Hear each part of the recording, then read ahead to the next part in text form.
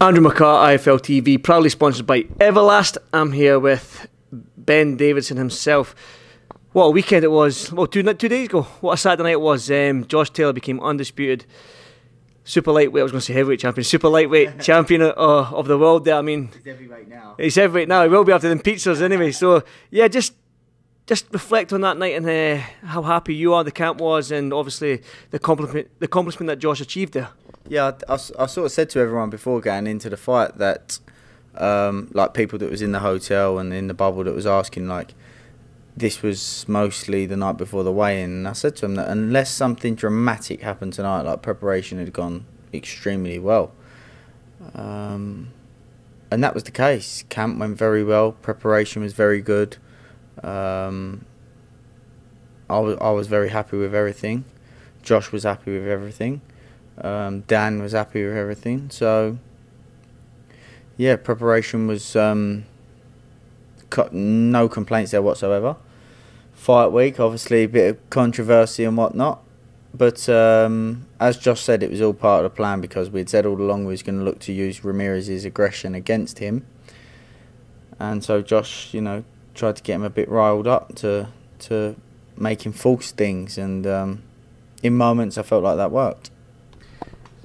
I know you had a game plan in place and stuff like that, and you and Lee Wiley, you work hard on analysis and watching the way the fighter moves and stuff like that to try and capitalise on their mistakes and stuff like that.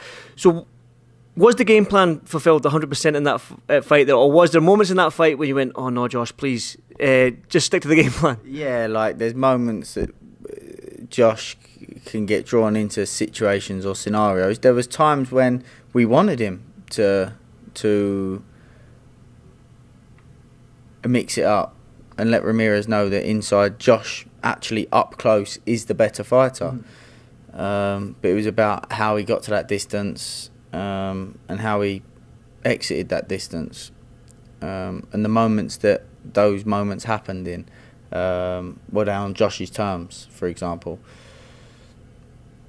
there was moments where Josh went away from what we wanted him to do, but you know, it's a fight and it's two men in there, and I did say this before, that it's an undisputed level fight, so both men are going to have their success. Like, you'd be stupid to say it was going to be a completely one-sided fight and we could do whatever we wanted to do. We knew that there was going to be moments that Ramirez had his moments and looked on top, and there was going to be moments vice versa. So, but the fundamentals and principles that we wanted from Josh, you know, we saw for the majority of the fight, and that's what got him the victory. Talk to me about the scorecards, the 114, 112. A lot of people are saying that's ridiculous with the two knockdowns in the fight as well from Josh. And just your thoughts when 114 was read out first, and what was going through your head? Yeah, when I heard 114, I thought, not again. But I've sat back and watched it on my phone though, so it's not the clearest, you know, and early in the morning, rushing about while the lads were getting ready to fly back. And I tried to score it, watching it there, and I had it probably 117, 111, 116, 111, because there was a swing round there that I gave an even round, a 10-10 round. However, it doesn't matter because Josh come out victorious, so it is what it is. Talk to me about Kenny Bayless then. I mean, the time that he gave Ramirez to recover from both knockdowns. I think I seen it on Twitter, somebody said it was 19 seconds, something. And the first one, the second one was 21 seconds. Do you believe that Kenny Bayless gave Ramirez too much time from the knockdown to recover from, obviously, the shots that Josh hit him with? I've got to be completely honest here. There was, obviously, clearly there was a lot of time. However, he did say in the changing room that if you come out the neutral corner before I call you out, I will be pushing you back and telling you to go back before. And he actually said that the fighter will then have more time to recover because I'll be busy putting you back to the neutral corner. So there is an element of that, so I've got to be fair. But still, I do think there was an element of, I'm not sure, I think it was a second knockdown where he gave the count, asked Ramirez to walk to him, then asked Ramirez to walk to him again, then turned around, then pushed Josh back, then turned around, then wiped his gloves off, whereas the beginning bit should have been done first. Got to the count, 8 count, walked towards me, brushed his gloves off, turned around. If Josh is there, pushed him back, box on. But it was a bit to and fro. So, yeah. So, you know, there's some things that was a little bit, but there were some things that he did say before going out there. Do you think that this went under the radar, this fight, especially back home with the news outlets and media and stuff like that back home, not really getting behind this fight per se, because obviously, apart from the hardcore fans, like Eddie Hearn said in Coogan's interview, that apart from the hardcore boxing sites and fans and stuff like that, this fight wasn't talked about. I mean, Undisputed King, the UK has an undisputed, Scotland and the UK has an undisputed champion right now, and the fact that it's not getting the open top parade and stuff like that talked about, it's criminal, isn't it? Hopefully now Josh gets that. I think he's earned it. He's more than earned it. But to come over here and to fight a proud Mexican like Jose Ramirez in front of the Mexican fans, you know, I'm sure the Mexicans will now be supporters of the Tartan Tornado. And the American fans, after watching that fight, will know who he is. So hopefully it starts to build from there. But it's one of them, isn't it? Like, what can you do? One of the broadcasters didn't pick it up. We don't want to sit here and focus on negatives after Josh has just achieved what he's achieved. Definitely. Josh said it himself. Not bad for a PT, Ben, are you? Yeah, boxer size Ben strikes again. It's not bad, is it? Is it? Not bad at all. Not bad at all. But with that being said, there's a lot of people that have, you know, helped Josh get to where he's got to. I said the same with Tyson. You know, people were saying, "Oh, credit to Ben for bringing him back." There's lots of people that played their role in there, and the same with Josh's career, obviously. Terry McCormack, Shane McGuigan, his whole family. You know, Dan done a fantastic job this camp. I know that he's worked with S&C coaches previously, other S&C coaches previously. So, you know, it's a collective thing for someone to finally get to that moment in their career. It's not just, oh, he's over. Yes, of course, that was the moment, the legacy defining moment, and the big, what it was all built up to. But, you know, obviously we prepared him that training camp, but there's preparation that has gone in from when he first walked through the doors, working with Terry as an amateur. When he first started and stopped Taekwondo and started boxing. So, yeah. He's a madman, though, isn't he? Oh, he's absolutely mental. But when you said, the worst thing is when you say it to him, he's like, "Am I?" Really? He thinks you're joking, but no, he is. I know he is. Well, we're here in the Mandalay Bay. Obviously, you've been working closely with Devin Haney while being out here as well in Las Vegas and stuff like that. Just talk to him about that hookup, and how's Devin Haney looking against this fight on Saturday. I mean, Jorge Linares, former world champion, he's a quality fighter, even at his age now. He might be 35, 36, I believe. But just talk to me about Devin Haney. Yeah, I've been working with Devin alongside his father. After we met a couple of years ago in the gym, stayed in contact and that, and it just come about that the fights were close, and it worked out that we was able to do some work. So done some work for this camp, like I say, alongside his dad. And yeah, Jorge Linares, like, it just says everything, in my opinion, that Jorge Linares is being looked at.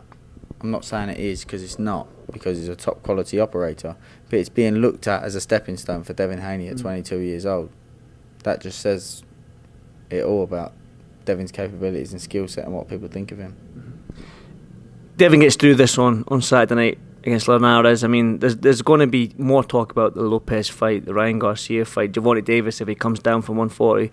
Again, I mean, there's some big name. Even Luke Campbell's still there at 135. Sorry. I mean, the lightweight division right now is packed, stacked, and it's got like the top 5 are brilliant fighters. I mean, we should see them all fight each other. So going forward, would you like to see Devin in with these top guys who I've just mentioned there? Yeah, obviously his dad's his manager, so he'll direct his career in what way he sees fit. Just obviously, however, it'd be great to see him and Teofimo Lopez fight to secure an undisputed champion at 135 pounds.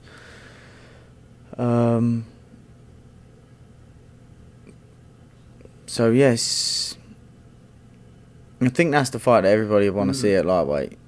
I know Ryan Garcia's, had some issues outside the ring that he's dealing with. He's a young man, fantastic skill set, taking some time aside to get himself right, and God willing he does.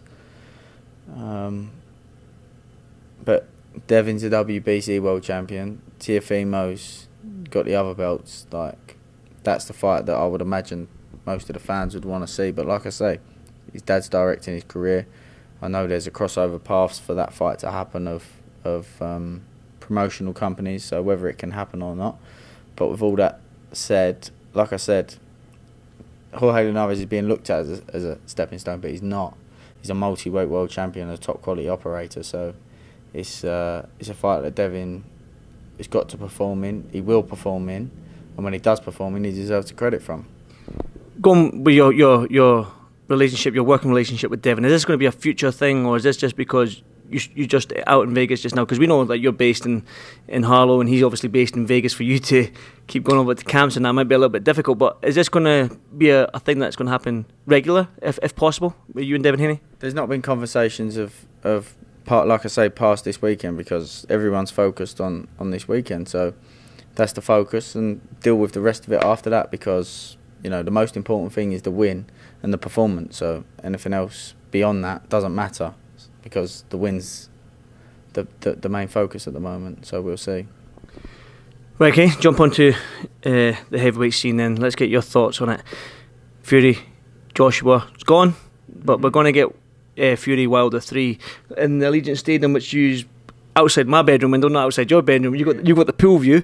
Looks like it might be in their stadium, 24th of July. Just your thoughts on the breakdown of the fight that we all wanted to see. Like I said before, the undisputed title, what that means to fighters. I mean, we just seen Josh do it 2 days ago.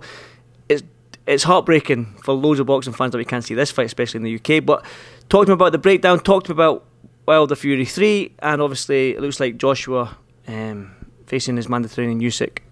Yeah, it's one of them. I've seen a bit of talk from Eddie about, I don't think they ever wanted it. Like, that's nonsense. Obviously, I think that everybody just thought that the arbitration, Wilder wasn't going to win it. And they wanted everything in place because everybody wants that fight to happen. Like, if it was left that late and they didn't try to make something happen, and WBO had called Usyk Joshua, and Tyson had won the arbitration, and people would be saying, why didn't they start trying to make the fight? We all knew that Tyson was going to win the arbitration. Why didn't they try and make the Fury-Joshua fight before then and speak to the WBO? So you can't win in situations like that. They tried their best to give the boxing fans what they wanted. Unfortunately, the judge ruled the other way. And now Tyson's got to fight Deontay Wilder for a third time. And how does that fight go, Ben? Obviously, I fancy Tyson to win. I think that the dynamic of the fight may well be completely different. I think that Deontay Wilder surely must have the mindset of 3-4 rounds is me or you type thing, because every other way he's approached it, he tried to start fast, he tried to start slow and take his time. I think this time it's just going to be a case of I'm letting my hands go 3-4 rounds, and if that man's letting his hands go, he's a dangerous man. So it could be an interesting opening few rounds, but like I said, I believe that Tyson too versatile. And obviously Joshua, he's got to fulfil his mandatory in Usyk. Now Usyk is a silky southpaw. You know what I mean? He might not have the power, some say, up at heavyweight to hurt Joshua, but he definitely has the skill set to outpoint Joshua. Your thoughts on that? Yeah, I do think the size factor may be an issue for Usyk, depending on how Joshua goes about the fight. We've seen him a little bit more on the back foot, trying to set traps, varying his lead hand, varying his rhythms, trying to think a little bit more. If he stood in front of Usyk, trying to think with Usyk could be a problem. I think that if he looks to impose himself on Usyk physically, with a high-paced fight, and lets his hands go and doesn't give Usyk time to think and to set traps in a little bit more educated way than what Derek Chisora started off the fight as, I think it's a very hard night for Usyk. So it'll be interesting to see how both guys go about it. I mean, as a boxing fan yourself, how disappointed are you that we're not getting Joshua Fury?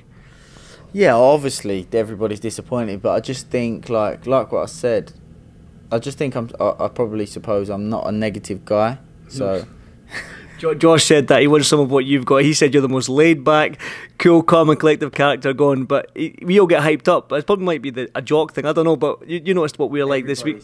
Everybody's just like, you're just so laid back, but I just think like they tried to make the fight. No one was in control of what the judge ruled, unfortunately. Like, I know the thing is this, yeah. Joshua's got his fans, Tyson's got his fans. Joshua's got his team, Tyson's got his team. The thing is, that side's going to say, oh, he never wanted it. It was a load of bollocks. It was this, it was that. Like, you're going to get all that. Tyson's side's going to say whatever. The reality is, of course, both sides wanted to make the fight. Who wouldn't want to make the fight? If you're a prize fighter and you're fighting for that amount of money, who don't want to fight? Simple as that. That's the reality of it. No one was in control of what the judge's ruling was. And, unfortunately, they ruled against what the boxing world wanted. It was out of people's control. So, yeah, I'm disappointed. But at the end of the day, you know, it was clear to see that everybody attempted to try and make the fight happen the best that they could. And God willing, they both come through their next fights. And we can hopefully see it at the end of the year. One final one on Josh then. What's next for this kid? I mean, Terence Crawford, Jack Catterall mandatory in Edinburgh at the Easter Road or the Castle, maybe even Teofimo Lopez if he moves up. I mean, he's got a lot of options, Josh, but I might put you on the spot here, but who would you like to see him in with? I don't really know, you know. I've not been looking too far forward because it was a huge fight ahead of us. I suppose, like you say, he's got a lot of options. Have to see what MTK and Top Rank come up with. Like you say, I know that Jack Catterall is mandatory for the WBO, is it? So, but like you say, Terence Crawford's looking for an opponent. The Teofimo Lopez fight, in my opinion, doesn't make sense whatsoever because the fight would be sold as two undisputed champions, but he's not undisputed champion. He beat Lomachenko, fantastic win. And a great performance, but that didn't make him undisputed because Devin Haney is the WBC world champion. It's almost a case as too many belts in boxing, isn't it? Yeah, it's one of them. Like, Devin was the WBC champion. People have a problem with this franchise belt, yeah, but Lomachenko was the franchise champion, wasn't he? So now all of a sudden the franchise belt is the one that makes you undisputed. I don't know, but that doesn't make sense to me. Like I say, fantastic win against Lomachenko, but that fight alone didn't make him undisputed, unfortunately. So that fight, in my opinion, doesn't make sense for Josh.